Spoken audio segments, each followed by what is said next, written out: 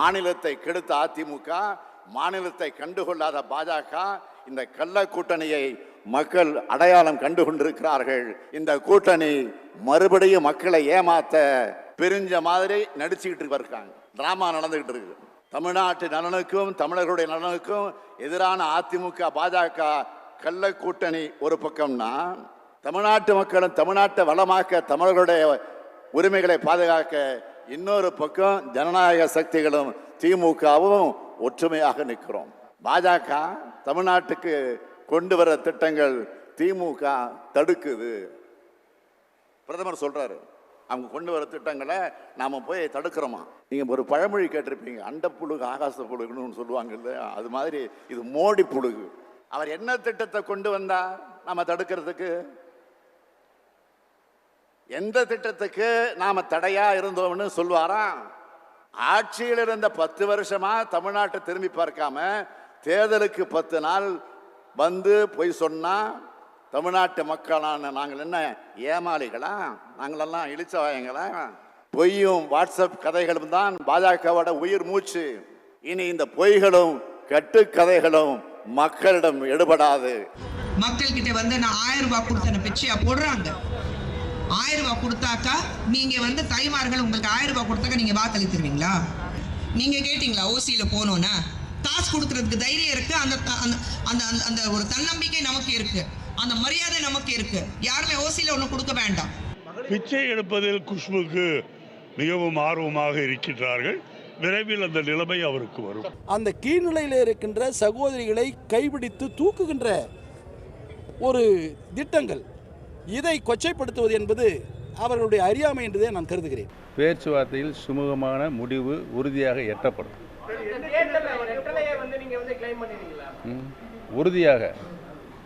உறுதியாக நான் கிளைம் பண்ணேன். உறுதியாக இரட்டை சின்னத்தில் கிடைக்கும். நாங்கள் அந்த சின்னத்தில் நிற்போம். எதுக்கு நாங்கள் போய் சூசைட் பண்ணிக்கிற களத்தில் உழுவுறதுக்கு போக மாட்டாங்க. பிஜேபி நோட்டாவோட போட்டி போட்டுட்டு இருக்க கட்சியோட தமிழ்நாட்டில், அவங்களோட டெல்லியில் ஆளுங்கட்சியா இருக்கலாம், பெரிய கட்சியா இருக்கலாம், இங்க நோட்டாவோட போட்டி போடுற கட்சி. அம்மா மக்கள் முன்னேற்ற கழகத்தின் நிபந்தனையற்ற ஆதரவை பாஜக கூட்டணிக்கு நான் கொடுத்திருக்கிறேன். தமிழ்நாட்டின் வளர்ச்சிக்கு மத்திய அரசாங்கத்திலிருந்து திட்டங்களை பெற்றுத் தருவதற்காக அந்த கூட்டணியில் நாங்கள் சேர்ந்தோம். மோடிஜி அவர்களுக்கு நாம் அர்ப்பணித்து அவருடன் சேர்ந்து செயல்பட்டால் என்ன என்று என் மனதில் தோன்றியது. அந்த நேரத்தில் என் மனைவியை எழுப்பி என்னங்க ஆச்சுன்னாங்க. இல்லை, இந்த மாதிரி ஒரு எண்ணம் வந்து கொண்டிருக்கிறது என்று சொன்னார்கள். நம்ம முடிவு எடுத்துட்டோம். ஐயோ, இந்த நேரத்தில் ஏங்க அதெல்லாம் நாங்களாம் இப்போ வரவேற்கிற மாதிரி இருக்க முடியாதுன்னு சொல்லிட்டாங்கன்னா என்னன்னு சொல்லி 2 மணி அளவிலும் உறங்காமல் காத்துக்கொண்டு மற்ற உறுப்பினர்கள் என்ன சொல்ல போகிறார்கள், கட்சியை எப்படி வழிநடத்த வேண்டும் என்ற தேர்தலில் சிந்தித்துக் கொண்டிருக்கிற நேரத்திலும் ஃபோன் அடித்தோன்னு என்னங்கன்னு கேட்ட உடனே, இப்படி ஒரு முடிவை நான் எடுத்திருக்கின்றேன், அது சாத்தியமா என்று கேட்டேன். சாத்தியம்தான். நீங்கள் முடிவெடுத்து விட்டீர்களா என்றால், நான் முடிவெடுத்து விட்டேன். அவர் மனைவிட்ட கேட்டு கட்சி நடந்தது என்ன சொல்றதை கேளுங்க. மனைவிட்ட கேட்க அவர் அபிப்பிராயம் என்ன? நாங்கள் மனைவிட்ட கேட்காம கட்சி நடத்துறது, கட்சியில் இருந்து நாங்கள் செயல்பட்டு தப்பாக போச்சு. அதாவது இரவு இவர் தூக்கம் வரலையா, எந்திரிச்சு மனைவி கிட்ட கருத்து கேட்டான்னு கேட்பாங்க. மனைவி கிட்ட கேட்க வேறு யார்கிட்ட கேட்பாங்க? ஸோ இன்னும் 2 நாட்கள் எல்லாத்தையும் நாங்கள் உறுதிப்படுத்திடுறோங்கன்னா, எல்லோரையும் நாங்கள் செட்டில் பண்ணிட்டு இருக்கோம். அந்தந்த பகுதியில் அவங்க நிற்கணும். சில பேர் லோட்டஸ் சிம்பலில் நிற்கிறாங்க, சில பேர் சொந்த சிம்பலில் நிற்கிறாங்க. இதுவரை பாரதிய ஜனதா கட்சி இத்தனை இடத்துல தமிழகத்தில் நின்னதில்லை, அத்தனை இடத்துல நிற்க போகிறோம். எல்லாம் ஒரு 2 நாட்களில் மொத்தமாக எல்லாம் முடித்த பிறகு பேசுகிறோம். அதற்காக ஒரு தலைவரை போட்டு அண்ணன் முருகன் அவர்களை போட்டிருக்கோம், பேசிக்கிட்டு இருக்காரு. நான் என்ன கேட்டேன்னு எனக்கு பக்கத்தில் இருக்கிறவங்களுக்கே தெரியாது, அப்புறம் எப்படி உங்களுக்கு தெரியும்? நாட்டு மக்களை தன்னுடைய குடும்பம் என்று சொல்லக்கூடிய மோடிக்கு நான் சவால் விடுகின்றேன். முடிந்தால் தமிழகத்தில் ஏதாவது ஒரு தொகுதியில் நின்று டெபாசிட் வாங்கினால் உங்களை பிரதமராக நான் ஏற்றுக்கொள்கிறேன்.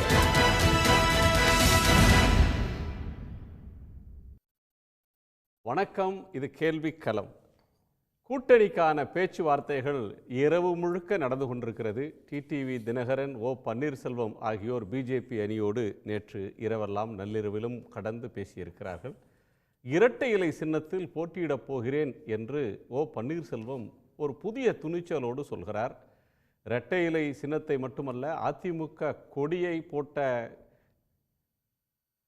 காரில் வலம் வரக்கூடாது, கொடி கட்டுவதற்கே அவருக்கு உரிமை இல்லை, கரை வேஷ்டி கட்டுவதற்கு கூட உரிமை இல்லை என்று நீதிமன்றத்தால் தீர்ப்பு அளிக்கப்பட்ட ஒருவர் இரட்டை இலை சின்னம் எனக்குத்தான் என்று எந்த துணிச்சலில் சொல்கிறார் என்பது ஒரு புதிராக இருக்கிறது.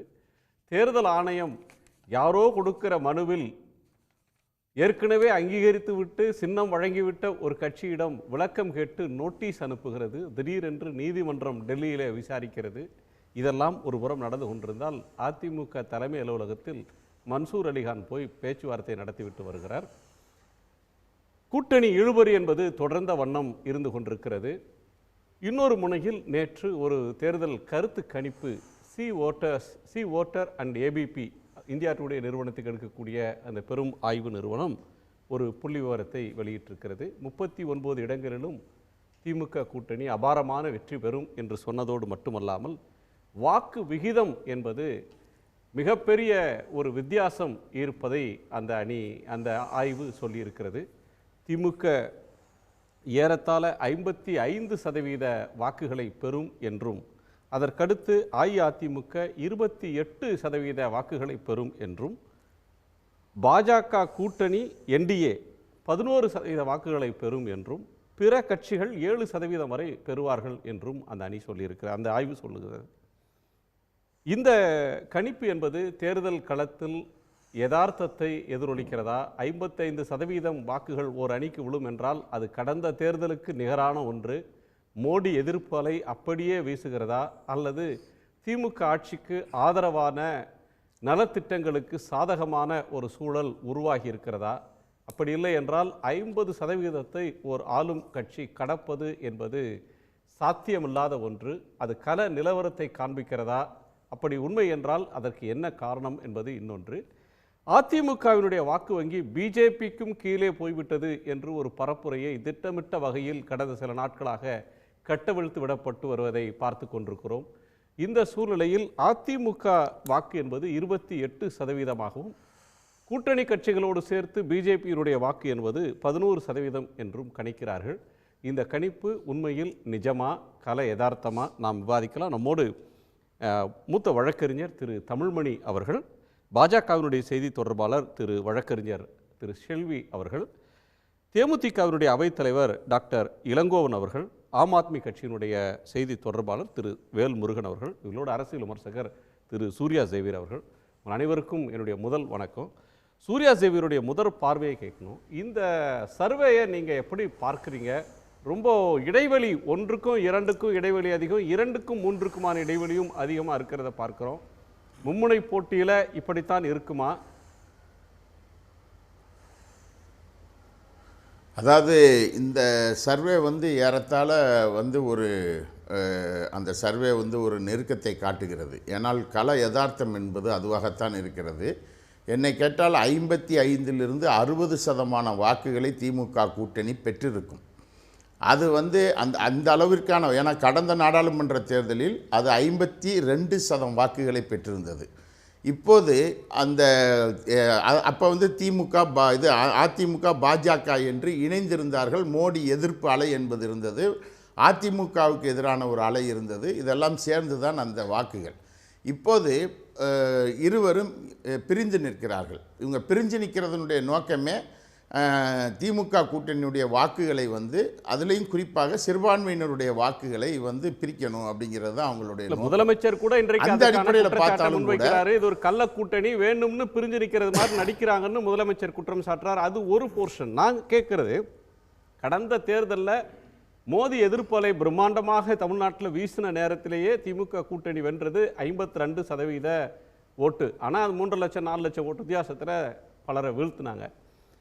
இப்போ இடைப்பட்ட காலத்தில் இந்த கூட்டணியில் ஒரு ஆட்சிக்கு வந்த பிறகு மக்களிடம் அதிருப்தி ஏற்பட்டு விட்டதாகவும், இதனால் வாக்கு வங்கி சரிந்து விட்டது அப்படின்னும், பிஜேபியோட வாக்கு வங்கி மலமலன்னு மேலே ஏறி வந்துடுச்சு அப்படின்னும் பல தொலைக்காட்சிகளில் பேசுகிறதும் ஆய்வுன்ற பேரில் பேசி கொண்டிருந்ததும் பார்த்தோம்.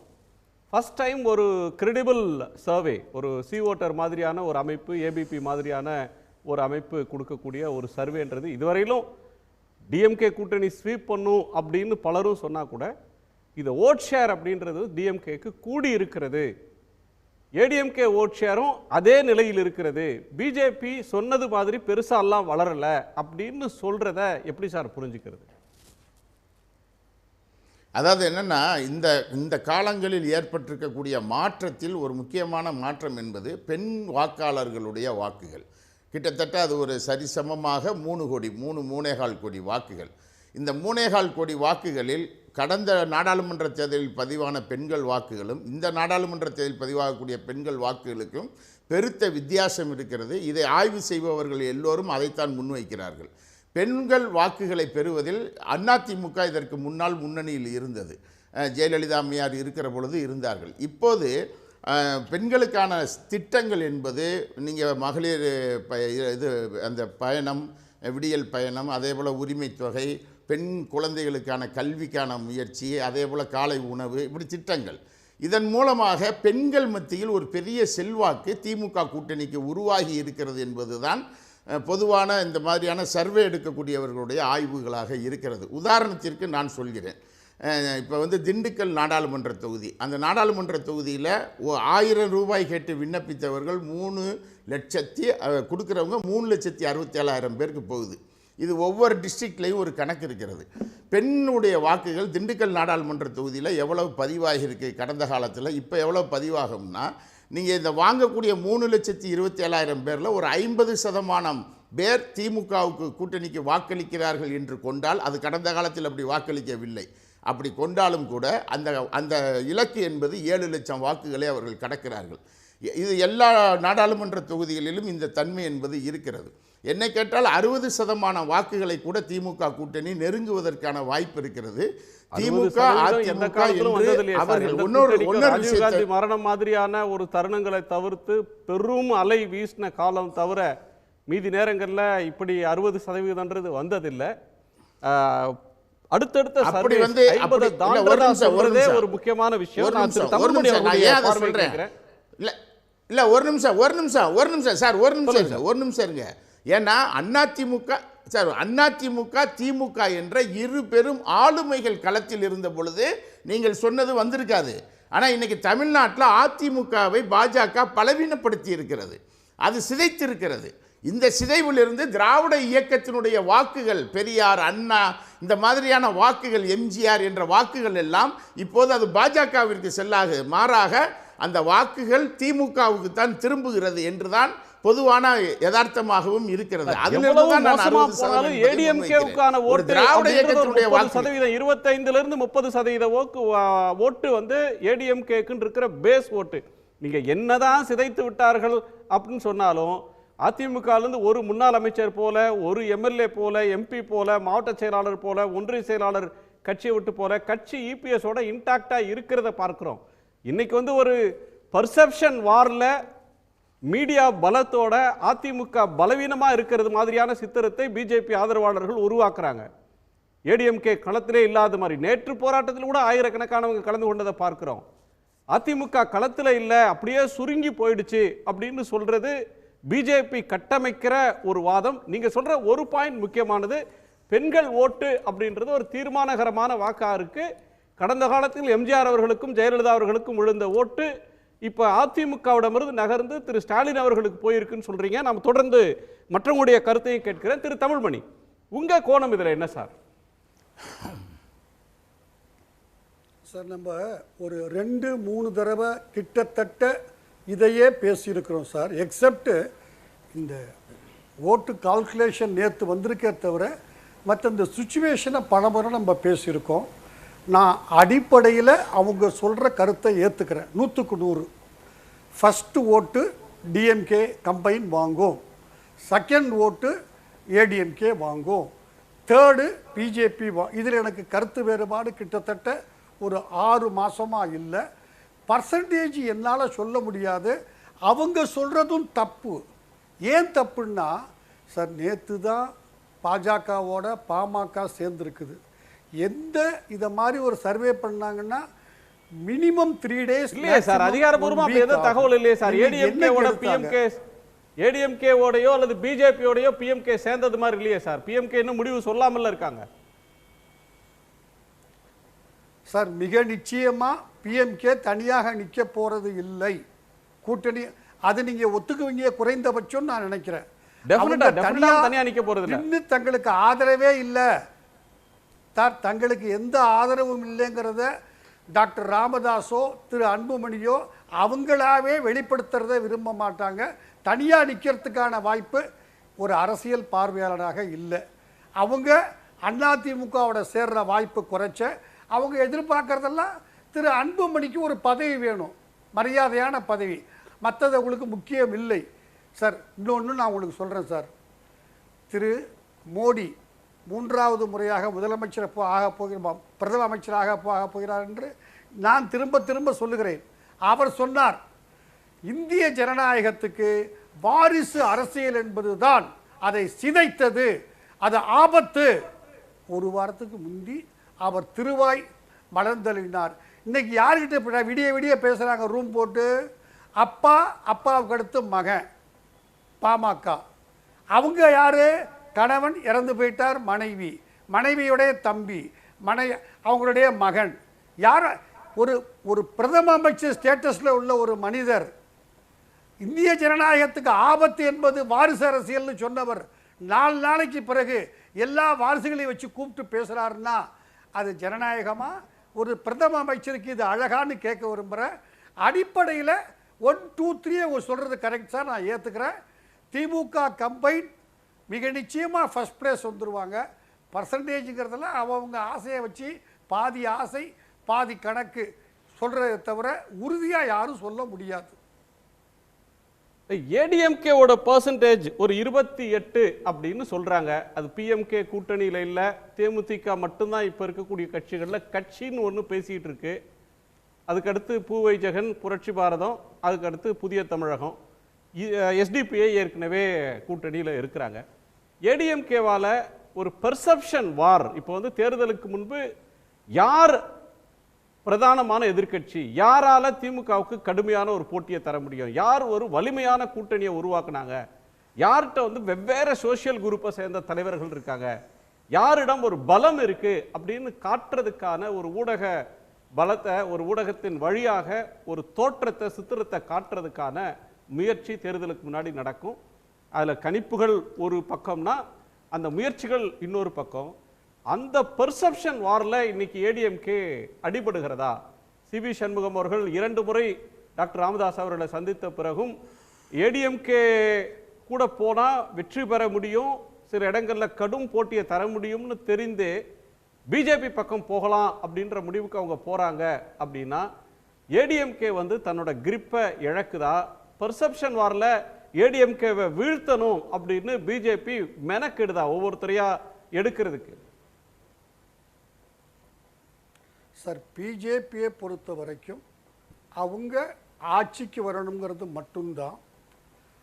இந்த நேரத்தில் அவங்க எனக்கு பார்க்க முடிஞ்ச அளவுக்கு பிஜேபியை எதிரியாக அவங்க கருதலை, பிரதான எதிரியாக கருதலை. அவங்க பிரதான எதிரியாக கருதுறதெல்லாம் திமுக கம்பைன். என்ன சொன்னார் பிரைம் மினிஸ்டர்? இங்கே வந்து திமுக இருக்கும் இடமில்லாமல் செய்து விடுவோம். அவர் சொன்ன வார்த்தை, ஏன் வார்த்தை இல்லை, இருக்கிற இடமே தெரியாது. இவர் கெஞ்சி கெஞ்சி பார்த்தாங்க. எடப்பாடி நோ, கதவை நீ திறந்துக்கோ, நான் வரமாட்டேன். மோடியோட ஈகோ ஹர்ட்டாக இருக்கு. யாரால? எடப்பாடி பழனிசாமியால். இவ்வளவு கெஞ்சி போனோம், மாட்டேன்ட்டான். அவங்கள பாமகவை பொறுத்த வரைக்கும் மகனுக்கு ஒரு பதவி வேணும். அவங்களுக்கு வேறு எந்த கொள்கை பிரச்சனையும் எப்போதும் எந்த காலத்திலும் இருந்ததில்லை. நீங்கள் நல்லா ஞாபகம் வச்சுக்கோங்க, காங்கிரஸுக்கு ஆதரவான மாநிலம் இது. 1977 தேர்தலில் கிட்டத்தட்ட ஆயிரக்கணக்கான பேர் சிறைச்சாலையில் மிசாவில் அடைக்கப்பட்டு 2-3 பேர் மாண்டு போய் அதற்கு பிறகு கூட அவர்கள்தான் ஒரே ஒரு ஏவிபி ஆசை தம்பி, அவர் ஒரு குறிப்பிட்ட பின்னணியில் ஜெயிக்கிறார். அவ்வளவு பேரும் தோற்று போனார்கள். திமுக என்ன காரணம்? காங்கிரஸுக்கு ஆதரவு இருந்தது. இன்றைக்கும் தமிழ்நாட்டை பொறுத்தவரை காங்கிரஸுக்கு அப்போஸ் பண்ணுற மோடிக்கு ஆதரவு இல்லை. எனவே திமுக கூட்டணி அவங்களுடைய பழைய சட்டமன்ற கூட்டணி நீங்க அப்படியே சொல்றது வந்து ஒரு பழைய கணக்கு சார். நீங்க சொல்றது ஒரு பழைய தியரி. மிசா காலத்தை ஒட்டி நீங்க சொல்றதுன்றது 96ல காங்கிரஸ் அப்படியே துடைத்தெறியப்பட்டுருச்சு. ஒரு ஆள் கிடையாது. தமாகன்று உருவாகி போன பிறகு வாஜ்பாய் தலைமையில் 2 தேர்தல்களில் ஒரு முறை அதிமுகவோடும் ஒரு முறை திமுகவோடும் சேர்ந்து அந்த அணி பிரம்மாண்டமாக வெற்றி பெற்றது. காங்கிரஸ் வெற்றி பெறல. 2004க்கு பிறகு அந்த திமுக காங்கிரஸ் கூட்டணின்றது உருவாகி இந்த கட்டத்தெல்லாம் அடைஞ்சிருக்கு. நான் மற்ற விருந்தினர்களுடைய கருத்தை நான் கேட்டு வந்துடுறேன். திரு இளங்கோவன், தேமுதிகவினுடைய அவை தலைவர் டாக்டர் இளங்கோவன் பழைய கதை சொல்லல. 2019 அதே கதை தான். ஒவ்வொரு இடத்துலயும் 2 லட்சம் ஓட்டு வித்தியாசம். அவங்களுக்கா சார் விழுந்தது? ஜெயக்குமாருக்கு 3 லட்சம் ஓட்டு வித்தியாசம், செல்லக்குமார் 3 லட்சம் ஓட்டு வித்தியாசம், தம்பிவரை 3.5 லட்சம் ஓட்டு வித்தியாசத்தில் தோக்குறாரு, திருநாவுக்கரசர் ஓட்டே கேட்காம ஜெயிச்சாரு. அது வந்து காங்கிரஸ் பலத்தில் அப்படின்னு நீங்க சொன்னா அதுல ஆர்கியூ பண்றதுக்கு ஒண்ணும் இல்ல. தனியா நின்னப்ப அவங்க என்ன பண்ண கவுனாங்க, என்ன இடத்துக்கு போனாங்கன்றது நீங்க பார்த்திருப்பீங்க. பெரிய வித்தியாசம். 10 ஆண்டுக்கு முன்னாடி தனியாக போகும்போது அவங்க நிலைமை என்னவா இருந்தது அப்படின்றத நீங்க பரிசீலிப்பீங்கன்னு நினைக்கிறேன். டாக்டர் இளங்கோவன், தேமுதிக இப்போது பிஜேபி அணியில பேசிட்டு இருக்கா, அதிமுகவோட பேசுறீங்களா? அதிகாரப்பூர்வமாக அதிமுகவோட பேசினதா தான் செய்திகளை பார்த்தோம். நீங்க அதிமுக அணியில் இருக்கீங்களா? அணி மாறுறதுக்கு வாய்ப்பு இருக்கா?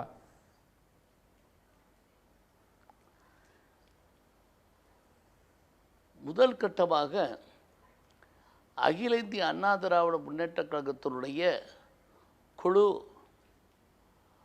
எங்கள் குழுவையும் எங்கள் பொதுச் செயலாளரையும் சந்தித்து பேசினார்கள். இது தெளிவான வெளிப்படையான உண்மை. This is not from under ground, it's open one.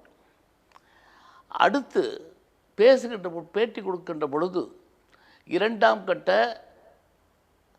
பேச்சுவார்த்தை கூடிய விரைவில் வரும் என்று சொன்னார்கள்.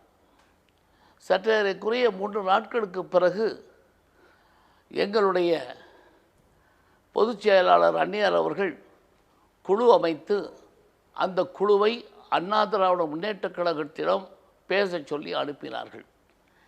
மாவட்ட செயலாளர்களுடைய கருத்தின் அடிப்படையில் பொதுச் செயலாளர் அவர்கள் நிர்வாகிகளை கலந்து ஆலோசித்து ஓப்பனாக, எதுவும் திரைமறைவில் நடக்கவில்லை, வெளிப்படையான தன்மை கொண்ட கூட்டணி அமைகின்ற விதத்தில் நாங்கள் பேச்சை நடத்தினோம். நாங்கள் மறைமுகமாக யாரையும் சந்திக்கவும் இல்லை, பேசவும் இல்லை. அவ்வாறான நிலைமை தேசிய முற்போக்கு திராவிட கழகத்திற்கு என்றைக்கும் வராது. எங்களுக்கு எங்களுடைய அருமை தலைவர் மறைந்த புரட்சி கலைஞர் விஜயகாந்த் அவர்கள் சொல்லிக் கொடுத்த பாடம், மனதில் என்ன தோன்றுகிறதோ அதை யதார்த்தமாக பேசி சரியாக முடிவெடுக்க வேண்டும் என்பதுதான் எங்களுக்கு அவர் கற்றுக் கொடுத்த பாடம்.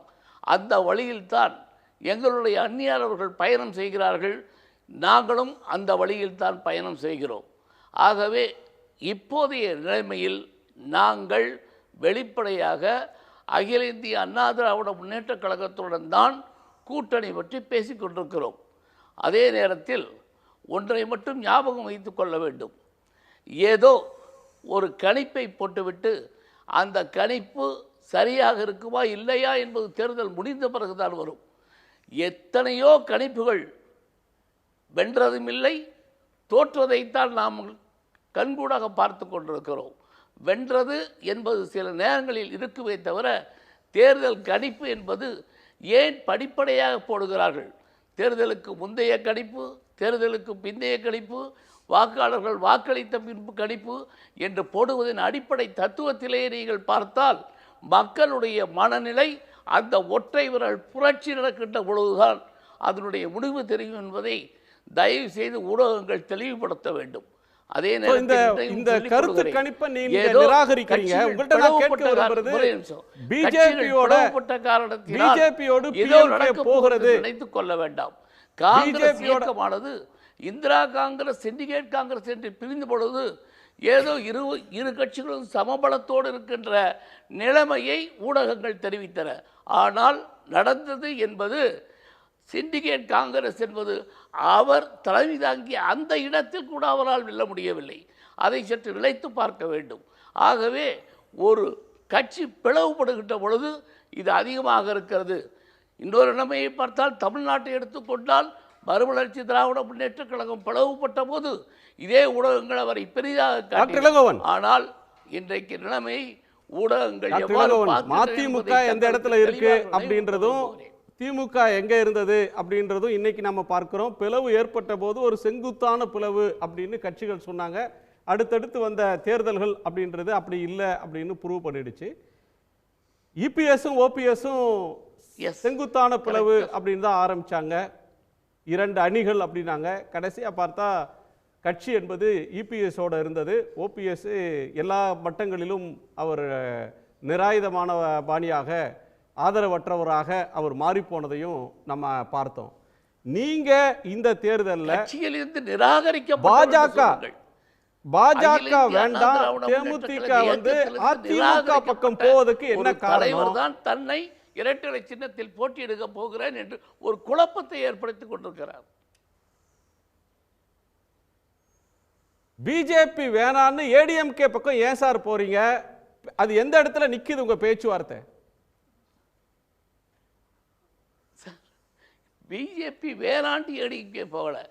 இன்றைக்கு இருபெரும் கட்சிகள், ஒரு பக்கம் திராவிட முன்னேற்ற கழகம், ஒரு பக்கம் அகில இந்திய அண்ணா திராவிட முன்னேற்ற கழகம். இந்த 2 கட்சிகளை சுற்றித்தான் தமிழ்நாடு அரசியல் சுழண்டு கொண்டிருக்கிறது. இதற்கு மாற்றாக ஒரு கட்சி வர வேண்டும், அந்த கட்சி ஆட்சியை பிடிக்க வேண்டும், அந்த ஆட்சி நல்லாட்சியாக அமைய வேண்டும் என்றுதான் எங்களுடைய அருமை தலைவர் மறைந்த கேப்டன் அவர்கள் கட்சியை ஆரம்பித்தார்கள். ஆனால் மக்கள் அன்றைக்கு ஏற்றுக்கொள்ளவில்லை என்று சொல்வதை விட இன்றைக்கு அவர் இருந்தால் ஒரு நல்ல நிலைமை உருவாக்கியிருக்கும், ஒரு நல்ல வாழ்வு கிடைத்திருக்கும், உள்ள நல்ல சரித்திரம் தமிழ்நாட்டில் உருவாக்கப்பட்டிருக்கும் என்பதை இன்றைக்கு தமிழ்நாடு மக்கள் உணர்கிறார்கள். ஆகவேதான் எங்களை சுற்றித்தான் இன்றைக்கு தமிழ்நாடு அரசியல் அமைகிறது என்பது திட்டவட்டமான கருத்து. யாரும் மறக்கவும் முடியாது, மறைக்கவும் முடியாது. சார், தேமுதிகவை சுற்றி தமிழ்நாட்டு அரசியல் சுற்றி வருதுன்றீங்களா? கட்டாயம் இந்த அரசியலில் பார்க்கத்தான் போகிறீர்கள். இந்த அரசியலை பார்க்கின்ற பொழுது நாளை இந்த இளங்கோவன் எவ்வளவு தெளிவாக சொன்னான், தேசிய முற்போக்கு திராவிட கழகம் எவ்வளவு தெளிவான முடிவெடுத்திருக்கிறது என்பதை நிரூபணம் ஆகத்தான் போகிறது. சரி சார், உங்க கட்சியை விட்டு கொடுக்காம நீங்க பேசுறது உங்களோட உரிமை, அது இயற்கையும் கூட. சில லாஜிக்ஸ்க்கு வரலாம் அப்படின்னு சொன்னா, அதிமுகவுடைய வாக்கு வங்கி என்பது கணிசமாக சரிந்து இருக்கிறது. ஒரு 55% எங்க, 28% எங்க அப்படின்ற அளவுக்கான இடைவெளி அப்படின்றது ஏடிஎம்கே தன்னுடைய பாரம்பரிய வாக்குகளை இழந்துருச்சு அப்படின்றதுனாலயா, அல்லது இன்னொரு 3வது சக்தி வளர்கிறது அதனால அதிமுகவுடைய ஒளி மங்குது, ஷீன் போகுது அப்படின்னு அர்த்தமா சார்? தயவு செய்து நினைத்து பார்க்கணும். 2010ஆம் ஆண்டு மிகப்பெரிய சரிவை அகில இந்திய அண்ணா திராவிட முன்னேற்ற கழகம் பெற்றது. ஒரு இடைத்தேர்தலில் அவ்வளவு பெரிய கட்சி தன்னுடைய டிபாசிட்டை இழந்ததை கூட நீங்கள் பார்த்திருக்கிறீர்கள். அதே நேரத்தில் இன்னொரு பக்கம் பாட்டாளி மக்கள் கட்சி மிக அதிகமான ஓட்டை வாங்கியது. வாக்குகளை வாங்கிய போதும் அடுத்து வருகின்ற அந்த நிலைமையில் ஒரு வருடத்தில் வந்த பொது தேர்தலில் அதே இடத்தில் மிகப்பெரிய வெற்றியை அண்ணா திராவிட முன்னேற்ற கழகம் பெற்றது. மிகப்பெரிய தோல்வியையும் அன்றைக்கு திமுகவும் பாட்டாளி மக்கள் கட்சியும் பெற்றது என்பதை நினைத்து பார்க்க வேண்டும். அரசியலில் இன்று நடப்பது நாளை நடப்பதில்லை, இன்று நடக்காதது நாளை நடக்கும். நிச்சயமாக நாளை நாங்கள் அரசை அமைப்போம் என்று திட்டவட்டமான நம்பிக்கை இருக்கின்ற காரணத்தில்தான் அந்நியார்களுடைய தலைமையில் இன்றைக்கு தமிழகத்தினுடைய அரசியல் சுற்றி கொண்டிருக்கிறது என்பதை தெளிவாக புரிந்து கொள்ள வேண்டும். சட்டமன்ற தேர்தலுக்கே போயிட்டீங்க, அந்நியார் தலைமையில் அரசு அமைக்க போறீங்க, கட்சி தமிழ்நாட்டு அரசியல் அதை சுற்றி வருது அப்படின்னு சொல்கிறீங்க. அப்படிலாம் சொல்கிறதுக்கு உங்களுக்கு உரிமை இருக்குனாலும் அது நிஜத்துக்கு கொஞ்சம் நெருக்கமாக இருந்தால் தான் மக்கள் நம்புவாங்க. இந்த தேர்தல் அப்படின்ற ஒன்றில் ஏன் இந்த முடிவை எடுத்தீங்கன்னு கேட்டதுக்கு நீங்கள் நேரடியான பதிலுக்கே வரல. ஏடிஎம்கே அப்படின்ற சாய்ஸை ஏன் ப்ரிஃபர் பண்ணீங்க? தமிழ்நாட்டினுடைய இரு பிரதான கட்சிகளில் எந்த கட்சியில் கூட்டணி சேர்ந்தால் எது நன்றாக இருக்கும் என்ற அடிப்படையில் மாவட்ட செயலாளர்களுடைய கூட்டத்தை கூட்டி மக்களுடைய கருத்துக்களை அறிந்து அந்த மக்களுடைய கருத்துக்களோடு அந்நியார் அவர்கள் நிர்வாகிகளுடைய கருத்துக்களையும் கேட்டு அதன் அடிப்படையில் தான் அகில இந்திய அண்ணா திராவிட முன்னேற்றக் கழகத்துடன் கூட்டணி அமைக்கலாம் என்ற நாங்கள் பேச்சுவார்த்தையை தொடர்ந்து கொண்டிருக்கிறோம். ஒரே நேரத்தில் 2 கட்சியோடலாம் பேசலை, பிஜேபியோடையும் இன்னொரு நேரத்தில் திரைமறைவில் நீங்கள் பேசலை. உங்கள் பேச்சுவார்த்தைன்றது பகிரங்கமாக அதிமுகவோட மட்டும்தான் நடக்குது. ஏன்னா பேச்சுவார்த்தை குழுவோட தலைவர் நீங்கள் சொன்னால் சரியாக இருக்கும், அதனால் கேட்குறேன். குழுவோட தலைவர் எங்கள் அருமைத்துறைய கழகத்துடைய துணை செயலாளர் எல்கே சுதீஷ் அவர்கள் இருந்தாலும் அவனுடைய உறுப்பினர் என்ற காரணத்தினால் ஒன்றை மட்டும் சுட்டிக்காட்டு வருகிறேன்.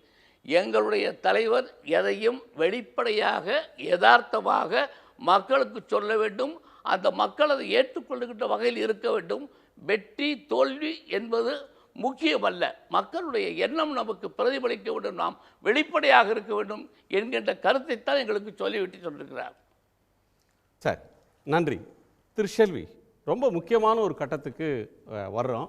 திரு தமிழ்மணி அவர்கள் கூட முன்பே அதுக்கான ஒரு பீடிகையை சொல்லியிருக்கிறாரு. அதாவது திமுக முதல்ல வரும் அப்படின்றதுல மாற்று கருத்து இல்லை, ஏடிஎம்கே 2வது இடத்துக்கு வரும் அப்படின்றதுலையும் எனக்கு சந்தேகம் இல்லை அப்படின்னு அவர் தொடர்ந்து சொல்கிறார். அந்த சர்வேயும் ஏபிபி சர்வேயும் ஓட்டர் அதை தான் சொல்லுது.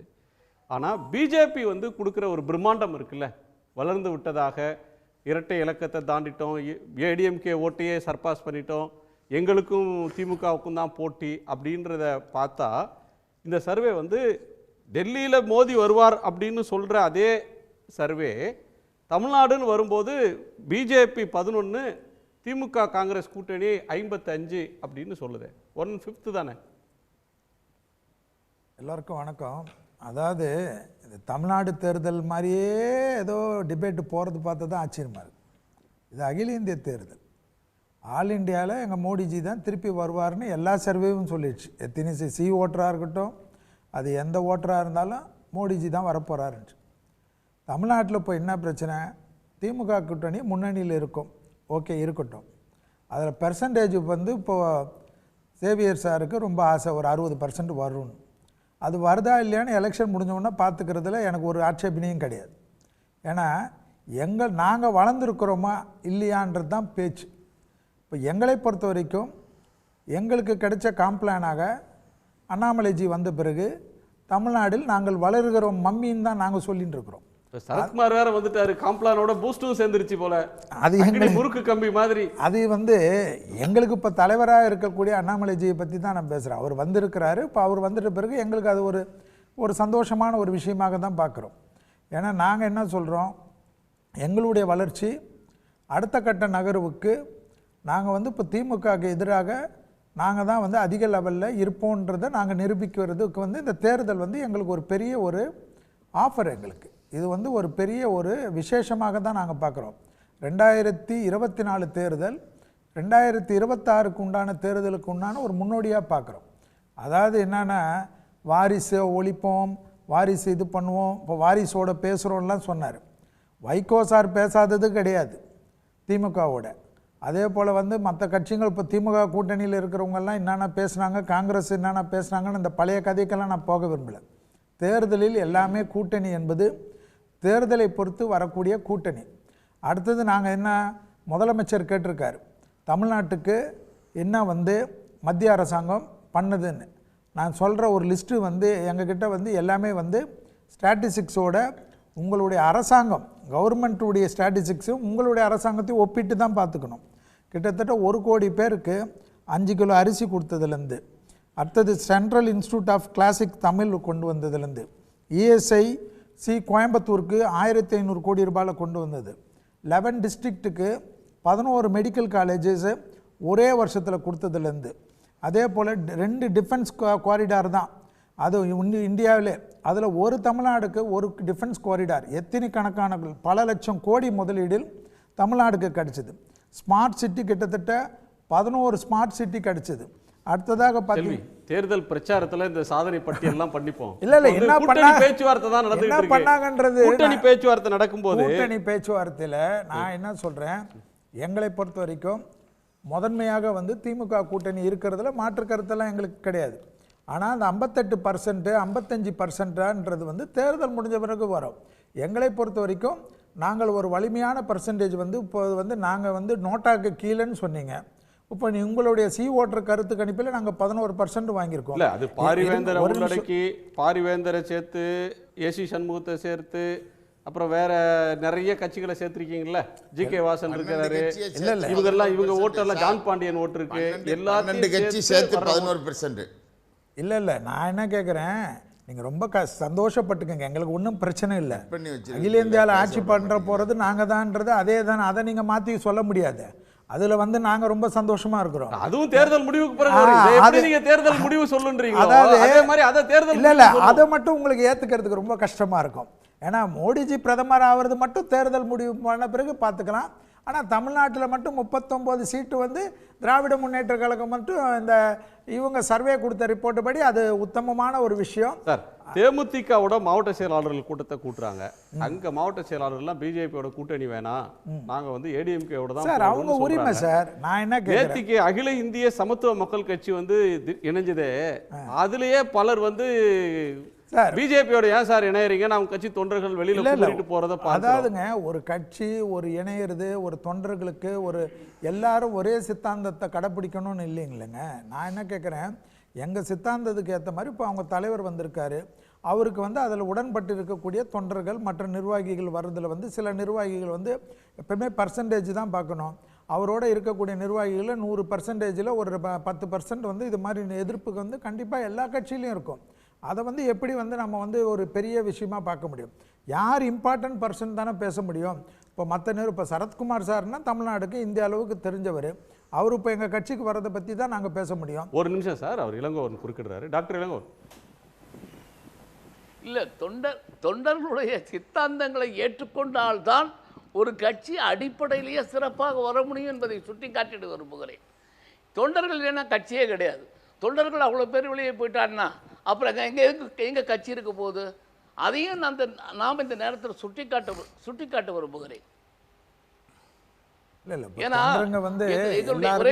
தேமுதிக போட எம்எல்ஏ எலெக்ஷனில் பிரிச்சும் போது 3 பேர் போடாங்க. 3 பேர் பின்னால் 30 பேர் தான் போனாங்களே தவிர 3 லட்சத்துக்கு மேற்பட்ட தொண்டர்கள் போனார்கள் என்ற இமேஜை உருவாக்கிறார்கள். ஆகவே தான் தொண்டர்கள் இருந்தால்தான் அந்த கட்சி சிறப்பாக செயல்பட முடியும். இப்போது எங்களுக்கு என்னென்னா, அவர் இப்போ எந்த தொண்டர் போனார் பற்றி அவர் பேசுகிறாருன்னு எனக்கு தெரியல, அதை பற்றி நான் வரல இப்போது. ஏன்னா இப்போ யார் வந்து தேமுக தொண்டர்களை வந்து நாங்கள் யாரும் இழுக்கலை. நான் சொல்ல வர்றது என்னென்னா, எங்களுடைய சித்தாந்தத்துக்கு இப்போ கட்சி அவங்க தேமுதிக பக்கம் இன்னும் நீங்கள் உங்களுக்கு பார்வையை செலுத்தலை. நாங்கள் எங்கள் பார்வையை எந்த பார்வையும் இல்லை. எங்களுடைய சித்தாந்தத்தை யார் ஏற்றுக்கிறாங்களோ வாங்கன்னு சொல்கிறது தான் அரசியல் சார். இது அரசியலில் வந்து நாங்கள் வந்துட்டு வரவங்களுக்கெல்லாம் எல்லாருக்கும் வந்து நாங்கள் மட்டும் எல்லாத்துலேயும் வந்து ஞானமாகும், எல்லாத்துலேயும் எல்லா விஷயத்துலையும் பார்க்கணும், மற்றவர்கள்லாம் எல்லா அயோக்கியத்தனமும் பண்ணுறச்சு நாங்கள் பார்த்துக்கினே இருக்கணுன்றதுலாம் விதி கிடையாது. எங்கள் சித்தாந்தத்தை பார்த்து இப்போ வந்து கட்சியில் வந்து சாராசாரியாக வந்து பிஜேபி தமிழ்நாடு கமலாலயத்தில் இன்றைக்கி வந்து திராவிட முன்னேற்ற கழகத்துக்கு ஒரே ஒரு எதிர்கட்சியாக எங்கள் மாநில தலைவருடைய ஒரு நாளுடைய எதிர்ப்பும் அறிக்கையும் எங்கள் கட்சியை வந்து அமோக வளர்ச்சியை கொண்டு வந்திருக்கு. ஸோ இந்த தேர்தலுடைய முடிவுகளில் என்னை பொறுத்த வரைக்கும் திராவிட முன்னேற்ற கழகம் முதன்மையாக இருக்கலாம். அதில் ஒன்றும் தப்பெல்லாம் நான் சொல்ல வரல. உடனே வந்து நான் அரசியல் பேச விரும்பல. பலர் வந்து 2ஆம் இடம் யாருக்கு அப்படின்ற ஒரு விவாதம்ன்றது தொடர்ந்து நடக்குது. 2வது இடத்துக்கு தான் பிஜேபி தன்னை பொசிஷன் பண்ணிக்குது. ஆனால் அந்த இடத்துல பிஜேபி இல்லை, நீங்க நினைச்சது மாதிரி ஏடிஎம்கே வீக்கன் ஆகல, அது இன்னமும் உயிரோட்டமாகத்தான் இருக்கு. எடப்பாடி அதுல ஸ்டெபனா நிக்கிறாரு, இல்லைங்க, அவர் பின்னாடி அந்த கட்சி சாலிடா நிக்குது அப்படின்றதான இந்த நாங்க இப்போதைக்கு எவ்வளோ கடைசியில இருந்து நாங்க 2ஆம் இடத்துக்கு பிஜேபி முன்னேற்பாடோட இருக்குது, இன்னைக்கு முன்னேறுதுன்ற அளவுக்கு நீங்களே பேசுறீங்கன்னா அப்ப நாங்க வளர்ந்துருக்கோம் சார்.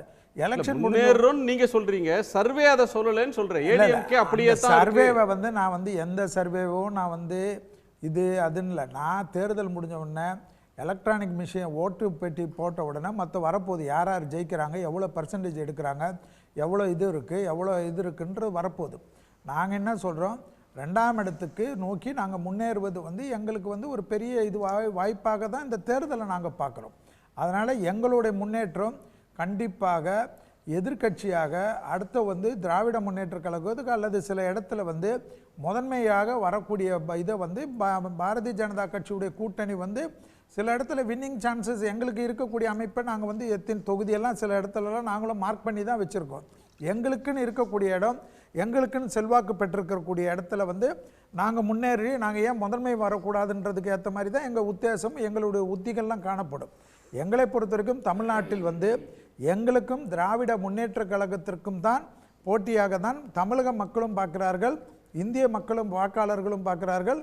அத்தனை நியூஸ் ஊடகங்களும் இது பிஜேபிக்கும் திராவிட முன்னேற்ற கழகத்துக்கும் இருக்கக்கூடிய போட்டியாக தான் பார்க்குறாங்களே தவிர இதில் நாங்கள் 3வது வருமா 4வது வருமான்ற பேச்சே கிடையாது.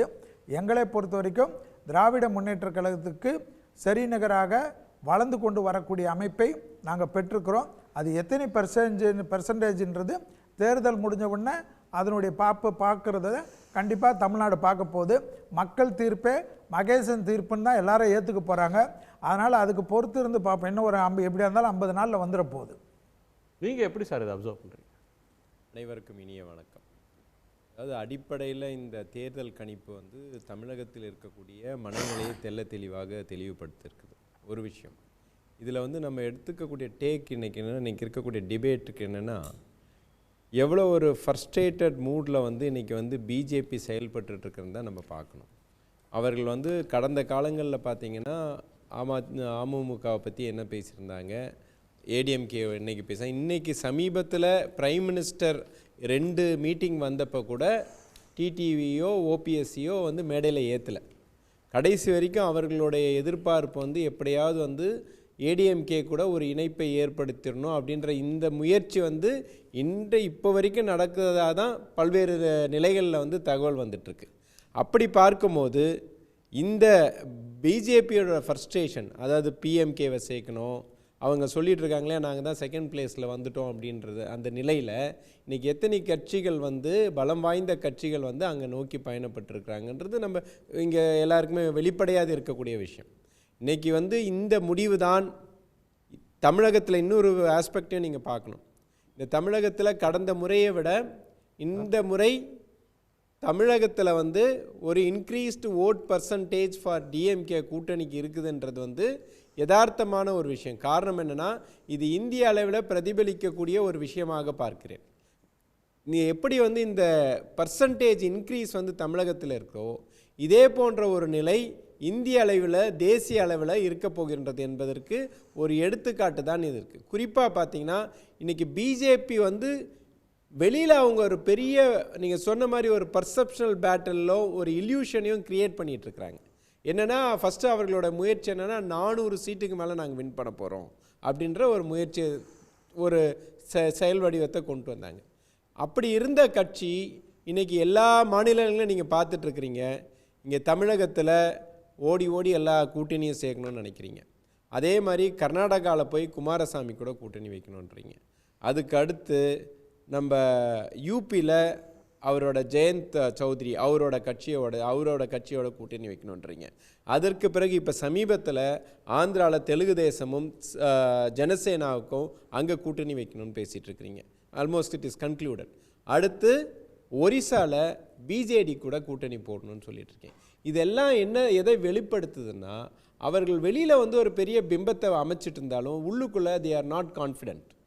they are not confident. இன்றைக்கி நீங்கள் எப்படி இந்த கருத்து கணிப்புகள்லாம் சொல்லப்படுகிறதோ, இதை விட பலம் வாய்ந்த ஒரு அமைப்பை அவங்க வச்சுட்ருக்குறாங்க அந்த தேர்தல் மெக்கானிசம் ஸ்டடி பண்ணுறதுக்கு. Day to day they can have an access to the ஒரு மைண்ட் செட். அது மாதிரி ஒரு பெரிய கட்டமைப்பு. வெளியில் 400 சீட்டு ஜெயிப்போம், 380 ஜெயிப்போம், 400க்கு மேலே ஜெயிப்போம்னு சொல்கிறத உள்ளூர் அவர்கள் நம்பலை. அதனால தான் நிதிஷ்குமாரை எடுக்கிறாங்க. சவுதாலா பேரனோட கூட்டணிக்கு போகிறாங்க. இங்கே ஆந்திராவில் கூட்டணிக்கு போகிறாங்க. ஒரு நவீன் பட்நாயக் கூட போகிறாருன்றீங்க. நவீனும் ஒத்துக்கலை. மகாராஷ்டிராவில் எப்படியாவது அந்த கூட்டணியை மீண்டும் இது பண்ணணும்னு சொல்கிறாங்கன்றீங்க.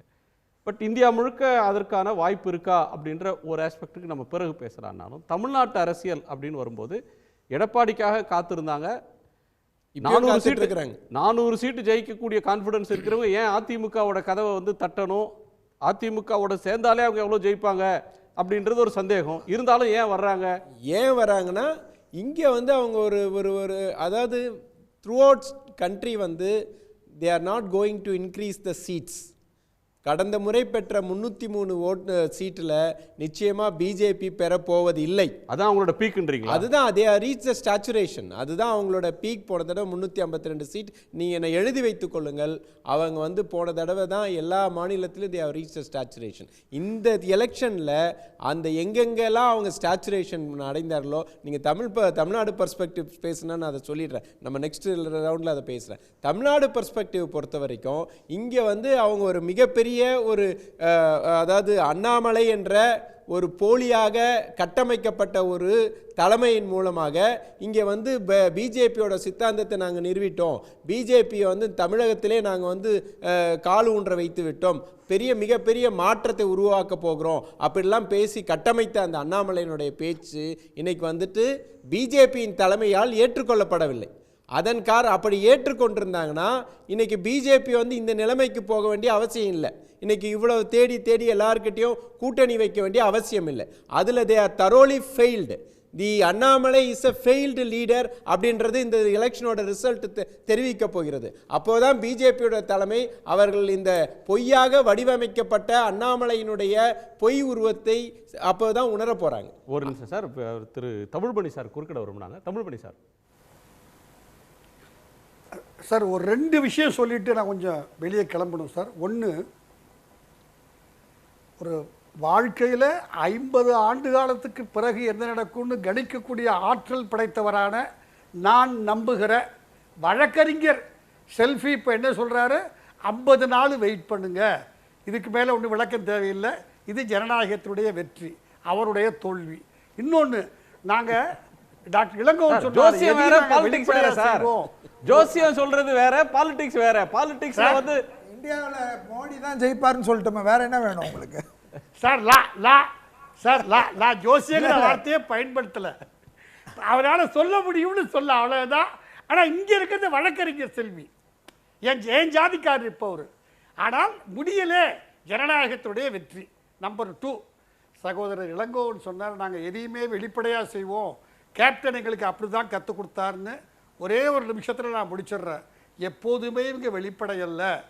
போன 19 தேர்தலில் பிஜேபியோட கூட்டணின்னு சொல்லி மோடி வர்ற எல்லாருக்கும் தெரியும். இதுக்கு செல்ஃபிஷார்லாம் யோசிக்க வேண்டிய அவசியம் இல்லை. ஆயிரக்கணக்கான கொடிகளை, தேமுதிக கொடிகளை கட்டி மேடையில் மோடி வருகிற கூட்டத்துக்கு கேப்டன் படத்தை வச்சு கடைசி நிமிஷத்தில் வரமாட்டேன் கூட்டணி இல்லைன்னு சொன்ன பிறகு ஆயிரக்கணக்கான பிஜேபி தொண்டர்கள் அதை அவுத்து கீழே எறிஞ்சாங்க. ஒன்று. போன சட்டசபை தேர்தலில் சகோதரர் பார்த்தார்தி அனுப்பிச்சு தனியாக ஒரு ரவுண்டு பேசுனாங்க. அவங்க இன்றைய பொதுச் செயலாளர் அன்றைய திருமதி விஜயகாந்த் சொன்னார், அவராக போய் பேசியிருப்பார்னு சொல்லிட்டு, என்ன இவருக்கு துரைமுருகன் உங்கள் ஊருக்காரரு, அவருக்கு ஒரு நாகரிகம் இல்லையே, இதெல்லாம் வெளியே சொல்லலாமா? இதுதான் அவர்கள் கட்சி. எனவே இவர்கள் எந்த நிலையில் 2 பேரும் இருக்கிறார்கள் என்பதை கடந்த கால தவறுகள்ல இருந்து ஒரே நேரத்தில் 2 பேரும் தேடினாங்க. ஜெயலலிதா வந்து காத்திருந்தாங்க, கலைஞர் காத்திருந்தாரு, பால் நழுவி பழத்துல விழுமா அப்படின்லாம், பழம் நழுவி பாலில் விழுமான்லாம் சொன்ன காலம் ஒன்று இருந்தது. அந்த இடம் இல்லை, தொடர் தோல்வி முகத்தில் அந்த கட்சி இருக்கு. போன முறை சட்டமன்ற தேர்தலே எடப்பாடி பழனிசாமி அவர்களே கலட்டி விட்டாரு, கூட்டணிக்கு சேர்க்கல. பிறகு வேறொரு அணி அமைச்சு அவங்க போட்டியிடக்கூடிய நிலைமை வந்தது. ஆனால் அதுல இருந்து ஒரு படிப்பினை அவர்களுக்கு வரும். இன்னைக்கு அவங்க வந்து ரியலைசேஷன் வந்திருக்கலாமே. 14 சீட்டு கேட்டாங்க. அந்த எண்ணத்துல தான் 14 சீட்டு வேணும்னு அவங்களே சொன்னாங்க. பிறகு ஆகா இது பலிக்காதுன்னு தெரிஞ்ச உடனே அது ஏன் கருத்து இல்லை, அங்க மாவட்ட செயலாளர்கள் சொன்னாங்க ஏன் கருத்து இல்லை, அந்த கருத்தை சொன்னது இவங்க தான். 14 வேணும் அப்படிங்கிற கருத்தை மாவட்ட செயலாளர்கள் இவர் இந்த அம்மா ஏற்றுக்கிறதா சொல்லியிருக்க வேண்டிய அவசியம் இல்லை. சொன்னாங்க, யாரும் கொடுக்க தயாரான பிறகு கிடைச்சதை வாங்கிக்கிற நிலைமை இன்றைக்கு இருக்கிறாங்க. இதுதான் நீங்கள் சொன்ன மாதிரி, இதுதான் அரசியல், வேற ஒன்றும் நான் சொல்ல விரும்பலை. அதாவது ஒரு டால் கிளைம் டிஎம்டிகே உடைய ஒரு பிரச்சனை தான். அன்புக்குரிய வழக்கறிஞர் தமிழ்மணி அவர்களுக்கு வணக்கம். சொல்லுங்க சார். நடக்காத ஒன்றை, நடைபெறாத ஒன்றை நீதிமன்றத்தில் இதுதான் நடந்தது என்று சொல்லுவது வழக்கம். அந்த மாதிரி சொல்கிறாரு. 2019 அங்கே கொடியை கட்டியிருந்தாங்க. பிரதம அமைச்சர் மோடி அவர்கள் வந்தார்கள். அந்த நேரத்தில் நாங்கள் எங்கள் தலைவர் கட்டாயம் வர வேண்டும் என்று சொன்னார்கள். அப்பொழுது பேச்சுவார்த்தை நடந்து கொண்டிருக்கிறது. பேச்சுவார்த்தை நடந்து கொண்டிருக்கும் பொழுது 4 தொகுதி என்பது இறுதியான பின் இந்த தொகுதி தான் எங்களுக்கு வேண்டும் என்று கேட்ட பொழுது அதில் முரண்பாடு ஏற்பட்ட காரணத்தினால் அந்த தொகுதியை நீங்கள் ஒதுக்கினால் கட்டாயம் நாங்கள் கலந்து கொள்வோம், கூட்டணி முடிவு ஏற்படாத பட்சத்தில் நாங்கள் எப்படி அதில் கலந்து கொள்ள முடியும் என்று மத்திய அமைச்சர் பியூஷ் கோயலிடம் தெளிவாக சொல்லிய பின்னர் தான் நாங்கள் இரவு வரை அந்த பேச்சை தொடர்ந்து தயவுசெய்து கையெழுத்திடுங்கள், முடிவு எப்படியாக இருக்கட்டும், நல்லபடியாக இருக்கட்டும் என்று சொன்னார்கள். சில வாக்குறுதியும் தந்தார்கள். ஆனால் எந்த வாக்குறுதியும் காப்பாற்றாத காரணத்தில்தான் அந்த கூட்டத்தில் நாங்கள் கலந்து கொள்ள முடியாத சூழ்நிலை ஏற்பட்டது. திரும்பவும் அவர்கள் சொன்ன அந்த கருத்தை ஏற்றுக்கொண்டு அந்த கூட்டணியில் இருந்து நாங்கள் அந்த தர்மத்தை காப்பாற்றினோம், கூட்டணியுடைய தர்மத்தை காப்பாற்றினோம் என்பதை வழக்கறிஞர்களுக்கு தெளிவாக சொல்லிக்கொள்ள விரும்புகிறேன். எந்த அணியில் இருந்தாலும் தேசிய முற்போக்கு திராவிடக் கழகமானது உண்மையாக நேர்மையாக கூட்டணிக்கு உறுதுணையாக கூட்டணி எடுத்தும் தர்மத்தின் அடிப்படையில் நாங்கள் நிச்சயமாக இருப்போம் என்பதைத்தான் இதில் கூற விரும்புகிறோம். தயவு செய்து திருத்தி விடாதீர்கள். பார்த்தசாரதி என்பவர்கள் போகவும் இல்லை, பேசவும் இல்லை, அவருக்கும் இதற்கும் சம்பந்தம் இல்லை. ஆகவே தயவு செய்து சற்று திருத்திக் கொள்ளுங்கள் என்று தான் சொல்லிக்கொள்ள விரும்புகிறேன். உங்க பொதுச் செயலாளர் அன்னைக்கு சொன்னாங்க சார், அவரா போயிட்டாரு, நாங்க போக சொல்லல. துரைமுருகனுக்கு பண்பாடு இல்லைன்னு அவங்க சொன்னாங்க. எல்லா பத்திரிகையிலும் இருக்குது. இல்லையா சார்? போகவே இல்ல. நான் திருச்சி பேசல. சாரதி நானு எல்கே நிச்சயமா சொன்னாங்க. எல்லா டிவிலையும் வந்துச்சு. அவரா போயிருப்பாரு, நாங்க அனுப்பல. கோயில் அழைத்ததின் பேரில் நாங்கள் அங்கு சென்றோம். நாங்கள் துரைமுருகனிடமோ பார்த்தசாரதி அவர்கள் துரைமுருகனிடமோ செல்லவில்லை என்பதை உறுதியாக ஆணித்தரமாக சொல்ல விரும்புகிறேன். சார், பல வீடியோக்களும் ஃபோட்டோக்களும்லாம் அந்த பீரியடில் வெளிவந்தது. அதற்குள்ளே போய் ஒன்றும் பிரயோஜனம் இல்லை. அதற்கடுத்தே ஒரு தேர்தல் நடந்துருச்சு. அந்த தேர்தலில் யாரும் சேர்க்கல. அதுக்கு பிறகு நீங்கள் ஒரு கூட்டணியை போட்டீங்க, அதெல்லாம் நடந்தது. இப்போ இதே கூட்டணியில் இருப்பீங்களா அல்லது இன்ஸ்டண்ட்டாக மாறுவீங்களா அப்படின்ற ஒரு பாயிண்ட் இருக்குது. இல்லை இதில் தான் இருப்போம்னு சொல்கிறீங்க. நான் திரு சூர்யா சேவியர்கிட்ட கேட்கணும், ஒரு தேர்தல் கூட்டணி அப்படின்ற ஒன்றுக்கு ஒரு கொகஷன் வேணும், ஒரு பொதுவான நோக்கம், பொதுவான லட்சியம் அப்படின்றது ஒன்று. ஒரு ஒத்த சிந்தனையோட ஒரு 6 மாத காலம், ஓராண்டு காலம் தேர்தலுக்கு முன்பே பயணிக்கிறது அப்படின்றது ஒன்று முக்கியம். திடீர்னு தேர்தல் வர்ற நேரத்தில் ஒரு இன்ஸ்டன்ட் காஃபி, இன்ஸ்டன்ட் நூடுல்ஸ் மாதிரி இன்ஸ்டண்ட்டாக ஒருத்தரை கட்சிக்குள்ளே சேர்க்கறது, இன்ஸ்டண்ட்டாக ஒருத்தரை கூட்டணியில் கொண்டு வர்றது. ஏன்னா இந்த 2 நாளில் பார்த்தா தேமுதிக தலைவர் பிரேமலதா அவர்கள் குடியுரிமை சட்டத்துக்கு எதிராக ட்வீட் போடுறாங்க, கருத்து சொல்கிறாங்க. எல்லா பிரச்சனைக்கும் கருத்து சொல்கிற டாக்டர் ராமதாஸ் குடியுரிமை சட்டம் நோட்டிஃபிகேஷன் வந்த பிறகு அவர் கருத்தே சொல்லலை. ஸோ பிஜேபியோட போறாரோ அப்படின்ற அந்த ஆப்ஷனை க்ளோஸ் பண்ணக்கூடாதுன்னு அந்த சந்தேகத்தை தருது. இந்த திடீர் கூட்டணி உருவாகிறது, திடீர்னு ஜி.கே. வாசன் போய் இதில் சேர்றது, இப்படியான விஷயங்கள் இருக்கு.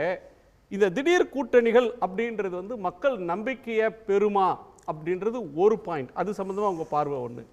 ரெண்டாவது, திரு வேல்முருகன் சொன்னார், அண்ணாமலை வந்த பிறகு பிஜேபி வளர்ந்துருச்சுன்னு ஒரு பொய் பிம்பத்தை ஊடகங்கள் வழியாக கட்டமைக்க பார்க்குறாங்க அப்படின்னு ஒரு கருத்தை சொல்கிறாரு. இந்த உண்மையான எதிர்க்கட்சி நாங்கள் தான் அப்படின்னு அவங்க கிளைம் பண்ணுறத பார்க்குறோம். அது இந்த இடத்துல வெளிப்படலை. ஏடிஎம்கேவுக்கும் அவங்களுக்குமான டிஸ்டன்ஸே ரொம்ப பெரியதாக இருக்குது. 28 எங்கே 11 எங்கே அப்படின்னு சொல்கிற அளவுக்கு தான் இருக்குது அப்படின்றத எப்படி புரிஞ்சுக்கிறீங்க சேவியர்?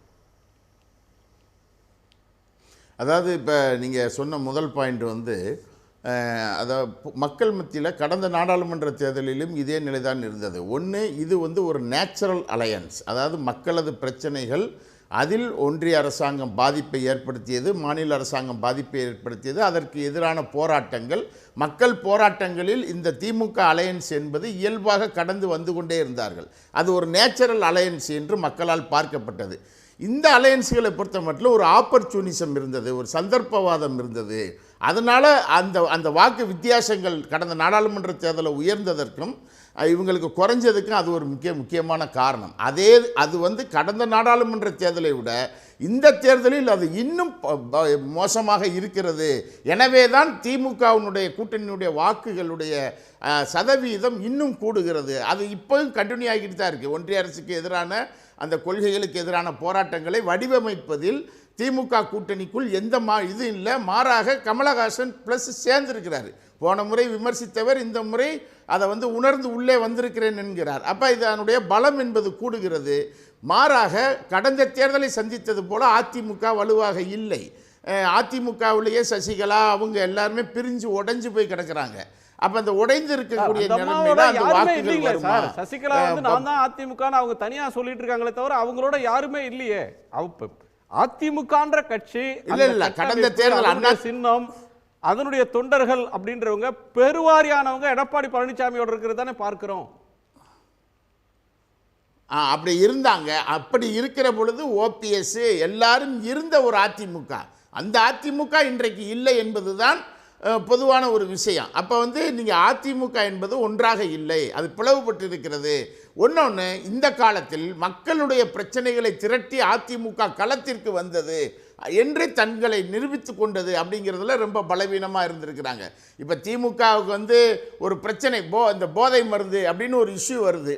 அந்த பிரச்சனையை வச்சுக்கிட்டு அதை மட்டும் பேசுவது அப்படிங்கிற ஒரு தன்மை என்பது இருக்கிறது. நீங்கள் இந்தியாவுக்குள்ளே போதை மருந்து உற்பத்தி பண்ணுறாங்களா அப்படிங்கிறது இல்லை, வெளிநாடுகள்லேருந்து வர்றதை உள்ளே அனுமதிக்கிறது யாருன்னு ஒரு கேள்வி இருக்குது. இங்கே கன்செப்ஷன் யார் பண்ணுறா, அதை தடுப்பதற்கு என்ன நடவடிக்கை, இதெல்லாம் ஒரு பெரிய லாங் ப்ராசஸ் இருக்குது. அதில் எல்லாம் ஒன்றிய அரசினுடைய பலவீனங்கள் இருக்குது. அதை எடுத்து பேச மாட்டார். ஒரு திமுகவில் யாரோ ஒரு நபர் ஏதோ ஒரு ஏரியாவில் ஒருத்தர் செஞ்சார். ஆனால் பாஜகவில் சேர்ந்தவங்க பட்டியல் ஃபுல்லாக பார்த்தா 20 பேர் அது சார்ந்த நபர்களாகவே இருப்பார்கள். இப்படி ஒன்று இருக்குது. அப்போ அதிமுக மக்களுடைய பிரச்சனைகளில் இயக்கத்தை நடத்துவது அப்படிங்கிறதுல முன்னிலையில் இல்லை அப்படிங்கிறது. இப்போ நீங்கள் பாஜகவை கேட்டீங்க. மூணாவதாக பாஜக 12 கட்சிகளை சேர்த்து 11% என்று வருகிறது. நீங்கள் 12 கட்சி கூட்டணி, ஆனால் 11% என்று வருகிறது. அதில் ஒருத்தர் கூட்டணி வைக்க போனவர் கூடவே போயிட்டார். அப்படிங்கிற நிலைமை தான் இங்கே இருக்குது. அப்போ ஆனால் அந்த கட்சிகள் அதெல்லாம் அந்த கட்சிகளுடைய மக்கள் செல்வாக்கு என்ன, அது என்ன சதம் பெற்றிருக்கிறது என்பதெல்லாம் பார்க்க வேண்டியிருக்கு. தேமுதிகவை பொறுத்த மட்டிலும் அவர்கள் கடந்த தேர்தலில் வாங்கினது 0.47%. 10% வாங்கிய விஜயகாந்த் அவர் இருக்கும்போதே 8, 7, 4, 2, 1, 0.49 என்ற நிலைக்கு வந்தார்கள். கடந்த முறை அமமுகவோடு கூட்டணியிட்டு 60 தொகுதிகளில் போட்டியிட்டு 42 தொகுதிகளில் டெபாசிட்டை இழந்து அதில் 28 தொகுதிகளில் நோட்டாவுக்கு கீழே வாக்குகளை பெற்றது தேமுதிக. ஏன் அந்த நிலைமை வந்ததுன்னா கடைசி நேரத்தில் இந்த மாதிரி அலையன்ஸ் செட் பண்ணாங்க. இப்பையும் அதே நிலைமை தான் வருகிறது. எனவே பாஜக அலையன்ஸுக்கு 10% அப்படிங்கிறது பாஜகவுடைய செல்வாக்கல்ல, மறந்துவிடக்கூடாது. பாஜக செல்வாக்கல்ல, மாறாக ஓபிஎஸ், அமமுக, இவர் ராமதாஸ் உள்ளிட்ட எல்லோரும் சேர்ந்த அந்த வாக்குகள் தான் அது. அப்படித்தான் அது வரும். ஏன்னா 2014 பார்த்தீங்கன்னா 17% ஓட்டு வந்தது. அப்போ தேமுதிக இருந்தாங்க, மதிமுக இருந்தாங்க, பாமக இருந்தாங்க, எல்லாரும் இருந்தாங்க. அந்த வாக்குகள் அது. பாஜக வளர்ந்து விட்டது அப்படிங்கிற வாக்குகள் இருக்குல்ல, அது இல்லை. ஒன்று வழக்கறிஞர் செல்வி அவர் சொன்னாங்க, மத்தியில் பிரதமர் ஆட்சி அமைப்பார். நிச்சயம் அமைக்க மாட்டார். 350 நாடாளுமன்ற தொகுதிகளில் ஸ்ட்ரைட் கண்டெஸ்ட். இப்போ நீங்கள் நேரம் கொடுத்தீங்கன்னா நான் ஒவ்வொரு ஸ்டேட்டாக சொல்கிறேன். இங்கே வராதுங்க, ஆனால் அங்கே வந்துருங்க. அங்கே எப்படி வரும்? இப்போ ஒவ்வொரு மாநிலத்திற்குள்ளும் நீங்கள் பீகாராக இருக்கட்டும், மகாராஷ்டிராவாக இருக்கட்டும், டெல்லியாக இருக்கட்டும், பஞ்சாபாக இருக்கட்டும், தமிழ்நாடாக இருக்கட்டும், கேரளாவாக இருக்கட்டும், ஆந்திராவாக இருக்கட்டும், தெலுங்கானாவாக இருக்கட்டும், மேற்கு வங்காளமாக இருக்கட்டும், காஷ்மீராக இருக்கட்டும், எல்லா ஸ்டேட்லையும் உங்களுக்கு இருக்கிறது குஜராத், ராஜஸ்தான், மத்திய பிரதேசம், உத்தரப்பிரதேசம். இதற்குள் 160 தொகுதி. இந்த 160 நீங்க ஜெயிச்சிருவீங்களா? மோடி பிரதமர் ஆகி விடுவார். உங்கள் பயம் மோடி பிரதமராக வருவதற்கு வாய்ப்பில்லை. சந்தோஷம். நாங்க தானே படணும். மோடிங்கிற ஒரு நபர் மீண்டும் வந்துவிடக் கூடாது என்று இந்தியா கவலை கொள்கிறது. சந்தோஷம். அது ரொம்ப நீங்க சந்தோஷம். கவலை கொள்ளுங்கள். அதுக்கு மருந்து தேடிக்கங்க. சீக்கிரம் மருந்து தேடிக்கங்க. நான் சொல்றேன். நீங்க வர மாட்டீங்கன்னு நான் சொல்றேன் இல்லையா? மோடி பிரதமராக ஒரு இடைவேளைக்கு பிறகு நம்ம பேசலாம். திமுக கூட்டணிக்கு 55% ஓட்டு, ஏடிஎம்கேக்கு 28, பிஜேபி கூட்டணிக்கு 11 அப்படின்னு வெளியாகி இருக்கிற தேர்தல் கருத்து கணிப்பை எந்த அளவுக்கு நாம் மக்கள் பார்க்குறாங்க அப்படின்னு ஒரு கேள்வியை நேயர்கள் முன்னாடி வைத்திருக்கிறோம். கலை யதார்த்தம் இதுதானா? அப்படி யதார்த்தம்னா அதுக்கு என்ன காரணம்? ஏடிஎம்கே வாக்கு கூடுமா? பிஜேபியோட ஓட்டு இதை விட அதிகரிக்குமா? அப்படின்ற கேள்விகளை நேயர்கள் முன்னாடி வச்சுருக்கோம். அது கலை யதார்த்தம் என்று 50% நேயர்களும், அதிமுகவுடைய வாக்குகள் கூடலாம் என்று 15% நேயர்களும், பிஜேபியினுடைய வாக்குகள் இதைவிட அதிகரிக்கலாம் என்று 14% நேயர்களும், திமுக அரசின் திட்டங்களால் இந்த வாக்கு விகிதம் என்பது அபரிமிதமாக உயர்ந்திருக்கிறது என்று 21% நேயர்களும் கருத்து தெரிவிச்சிருக்கிறாங்க. அந்த நேயர்களுக்கு நன்றி. திரு செல்வி. அதாவது திமுக கூட்டணியில் 50% ஓட்டு வாங்கினா அது திமுக கட்சிக்கு மட்டும்தான் வர்ற மாதிரி சேவியர் சாருடைய கருத்து. ஆனால் பிஜேபி இது மட்டும் நாங்கள்லாம் கூட்டணியில் எல்லாம் ஒரு பர்சண்ட்டாக நாங்கள் வாங்குகிறோன்னு அவருக்கு சந்தோஷம். அந்த சந்தோஷம் இருந்துக்கிட்டோம், ஒன்றும் தப்பு கிடையாது. அதாவது கூட்டணினா எல்லாரதும் சேர்ந்து தான் கூட்டணி. இப்போ கமலஹாசன் இவ்வளோ நாள் திமுகவை பற்றி என்னென்னோ பேசினார், அதெல்லாம் அவர் பேசுனது புரியாமல் இருந்திருக்கும். அதனால் இப்போ அவர் சேர்ந்ததுனால அது சந்தோஷமாக இருக்கும்னு நினைக்கிறேன். ஏன்னா கமலஹாசன் சார் பேசுனதெல்லாம் கொஞ்சம் புரியறதுக்கு வேணும்னா ஒரு டிரான்ஸ்லேட்டர் வச்சு கொடுத்தா கரெக்டாக இருக்கும். இப்போ நான் என்ன சொல்கிறேன், எங்கள் கட்சி சித்தாந்தத்துக்கு இப்போ பாரதிய ஜனதா கட்சி மோடி அகில இந்திய அளவுக்கு வரமாட்டார், அப்போ இந்த கருத்து கணிப்புகள்லாம் அகில இந்திய அளவுக்கு வருவாருன்னு சொன்ன கருத்து கணிப்பெல்லாம் அதெல்லாம் நாங்களே கொடுத்த கருத்து கணிப்பு. தமிழ்நாட்டில் வந்த கருத்து கணிப்பு மட்டும்தான் ஒரிஜினல் கருத்து கணிப்பு. எப்படிப்பட்ட ஒரு பார்ஷியாலிட்டி! அதாவது இங்கே வரக்கூடிய எல்லா விஷயமும் திமுகவுக்கு, திராவிட முன்னேற்ற கழகத்துக்கு வரக்கூடிய அத்தனை விஷயமும் சாதகமான விஷயமெல்லாம் அப்சல்யூட் கரெக்ட் மக்கள் திட்டங்கள். ஆனால் அகில இந்திய அளவுக்கு இதே ஓட்டர் கொடுக்கக்கூடிய பர்செப்ஷன், அவங்க கொடுக்கக்கூடிய ஒரு இது மோடிஜியுடைய வெற்றி, மற்ற விஷயங்கள்லாம் அதெல்லாம் இல்லை, அதெல்லாம் இட்டு கட்டிப்பது, இந்த ஏரியாவில் இப்படி வராது, அந்த ஏரியாவில். அதே போல் சகோதரர் வேல்முருகன் சொன்னார், எங்களுடைய அண்ணாமலைஜி அதாவது ஃபெயிலியர் லீடர்னு. அவர் ஃபெயிலியர் லீடரா சக்ஸஸ் லீடர்னு 50 நாளுக்கு பொறுத்து தெரியும். நாங்கள்லாம் ரொம்ப எதுவுமே நான் இப்படி அப்படின்னு ஆவேசப்படுறதுக்கெல்லாம் நாங்கள் வரல. எங்களுடைய கலை யதார்த்தம் எங்களுக்கு தெரியும். தமிழக மக்கள் எங்கள் தலைவருக்கு காட்டக்கூடிய வரவேற்பு எங்களுக்கு தெரியும். அதனால் அண்ணாமலைஜியுடைய சக்ஸஸ் என்பது வரக்கூடிய, இப்போ நான் என்ன சொல்கிறோம், 39 சீட்டில் எத்தனை சீட்டில் நாங்கள் ஜெயிக்கிறோம், எத்தனை சீட்டில் நாங்கள் 2வது இடத்துக்கு வரோம், எத்தனை இடத்துல நாங்கள் போட்டி கொடுக்குறோன்றதெல்லாம் கொஞ்சம் 50 நாள் பொறுத்து பொட்டி திறக்கிறச்ச எல்லாமே வரும். அப்போ பிஜேபியோடைய உண்மையான நிலவரம் என்று சன் நியூஸ் ஒரு டிபேட் வைக்கணும். ஏன்னா இப்போ இந்த விஷயத்துக்கு இப்போ 58% 52%ன்னு நீங்கள் ஒரு டிபேட் வைக்கிற மாதிரி தேர்தல் முடிஞ்ச பிறகு அகில இந்திய அளவுக்கு, அதாவது நாங்கள் 400 சீட்டு வாங்குகிறோமோ 500 சீட்டு வாங்குகிறோமோ பற்றியெல்லாம் கவலை கிடையாது. 272 தாண்டிட்டாவே போதுன்றது தான் யாராக இருந்தாலும் அவங்க தான் சக்ஸஸ்ஃபுல்லான இருக்கக்கூடிய விஷயம்.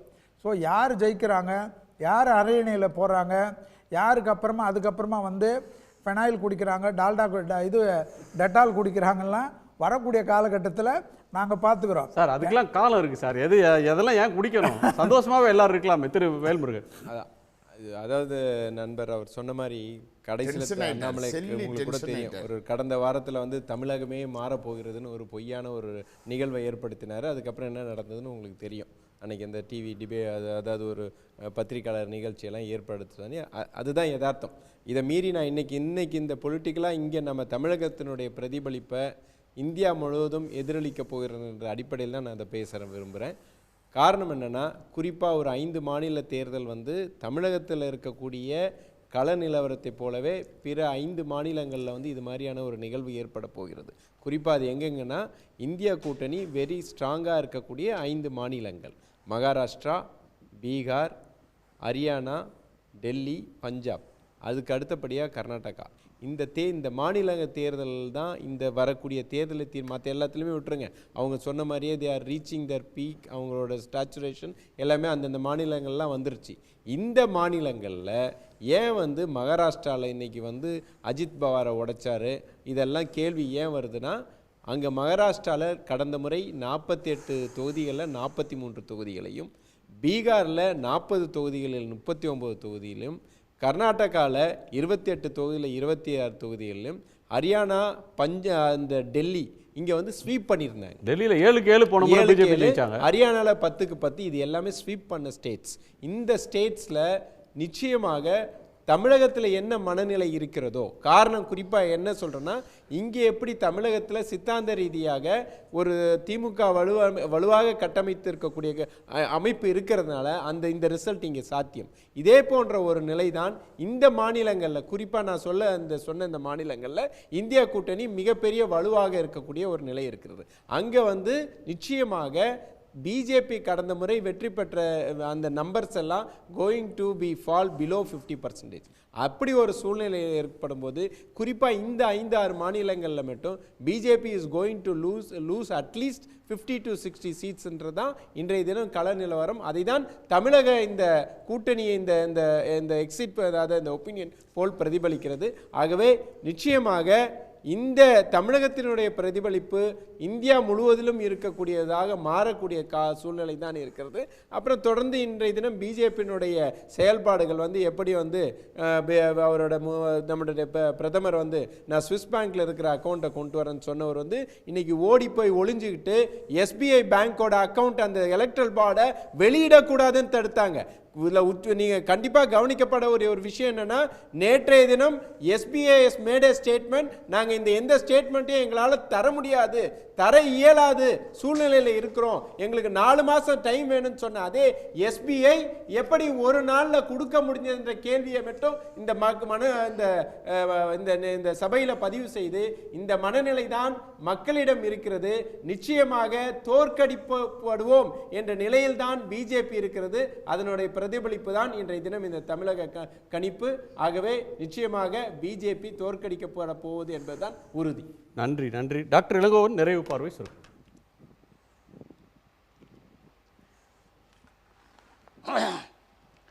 ஒன்றே ஒன்று நம்ம வழக்கறிஞர் செல்வி அவர்களுக்கு சொல்லிக்கொள்ள விரும்புகிறேன். யார் வேண்டுமானாலும் பதவிக்கு வரலாம், யார் வேண்டுமானாலும் பதவியை இழக்கலாம். அதற்காக போய் பெனாயில் குடிக்கிறதும் பால்டால் குடிக்கிறதும் நான் சித்தாந்தம் தான்.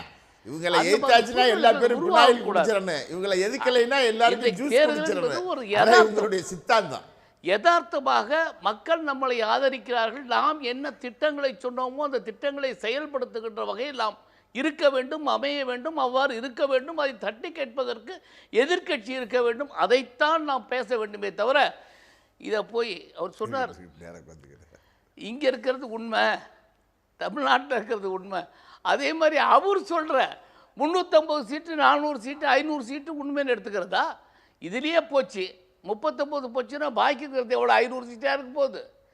கணக்குகள் தவறாக இருக்கலாம்.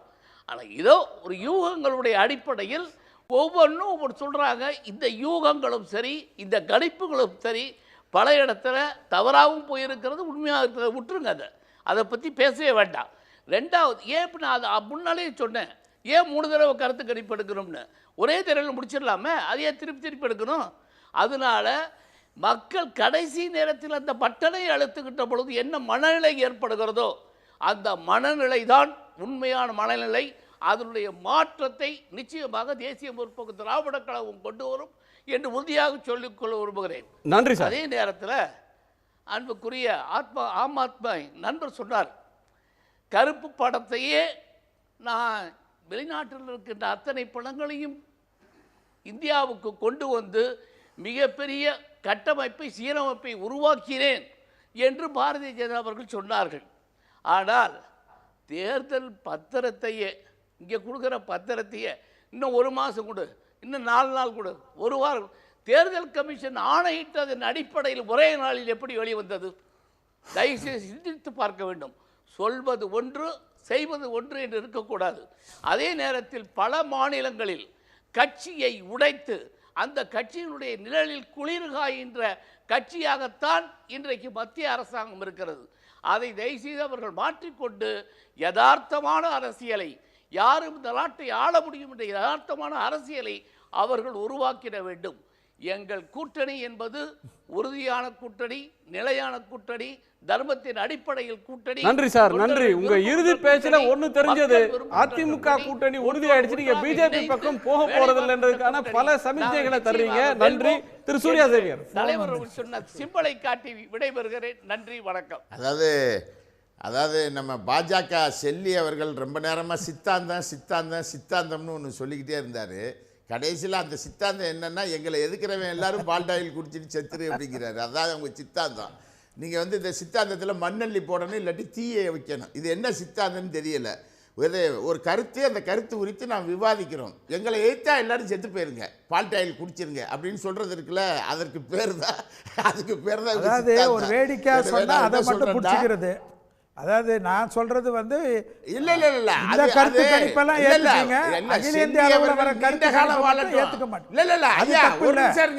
உங்களுக்கு சாதகமான கருத்து கணிப்பை ஏத்துக்கிறது அது வாயில வருது. சித்தாந்தம் மண்டைக்குள்ள ஏறினதுனால வாயில வருது. ரொம்ப வழக்கறிஞர் செல்லி 200 ஆண்டு காலம் நீடூழி வாழட்ட, அது எனக்கு அது எல்லா மனித பண்பு. அது எல்லோரும், எந்த ஒரு உயிரும் இறக்க வேண்டும் என்று நினைப்பது மனித பண்பல்ல. ஆனால் எங்களை எதிர்ப்பவர்கள் எல்லாம் இறந்து விட வேண்டும் என்று நினைப்பதுதான் பாஜக சித்தாந்தம், RSS சித்தாந்தம். அந்த சித்தாந்தத்தை எதிர்த்து தான் நாங்கள் களமாடி கொண்டிருக்கிறோம். பாஜகவை தமிழ் மண்ணில் வீழ்த்துவதற்கான போராட்டத்தை தான் தமிழ் மக்கள் நடத்துகிறார்கள், இந்திய மக்கள் நடத்துகிறார்கள். நன்றி சார். ஏராளமான பார்வைகளை பகிர்ந்து உங்கள் அனைவருக்கும் நன்றி. மீண்டும் சந்திப்போம். இது கேள்வி களம், மக்களின் மேடை. உடனுக்குடன் செய்திகளை தெரிந்து கொள்ள சன் நியூஸ் பெல் ஐகானை கிளிக் பண்ணுங்க.